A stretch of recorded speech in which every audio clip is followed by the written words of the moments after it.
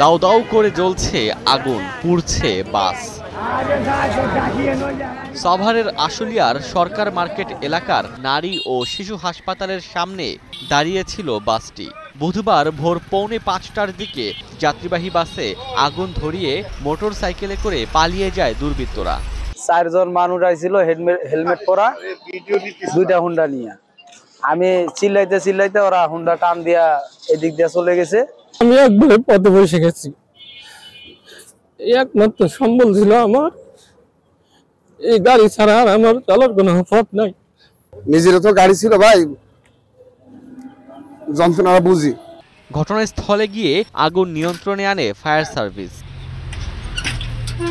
এদিকে একই সময়ে গাজীপুরে আরেকটি বাসে আগুন দেয়া হয়। ফায়ার সার্ভিস জানায়, শ্রীপুরের বেড়াইদের চালা এলাকায় থেমে থাকা একটি বাসে আগুন ধরিয়ে দেয়া হয়।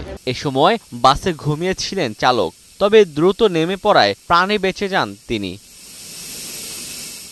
এর আগে ভোর 4টার দিকে ভোগড়া বাইপাস এলাকায় এবং মঙ্গলবার রাতে কাশিমপুরের চক্রবর্তী এলাকায় বাসে আগুন ধরিয়ে দেয় দুর্বৃত্তরা।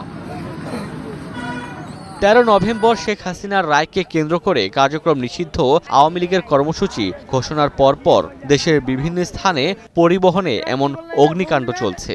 জনমনে আতঙ্ক তৈরিতে এ ধরনের নাশকতা হচ্ছে বলছেন অনেকে। Omar Faruk, Star news.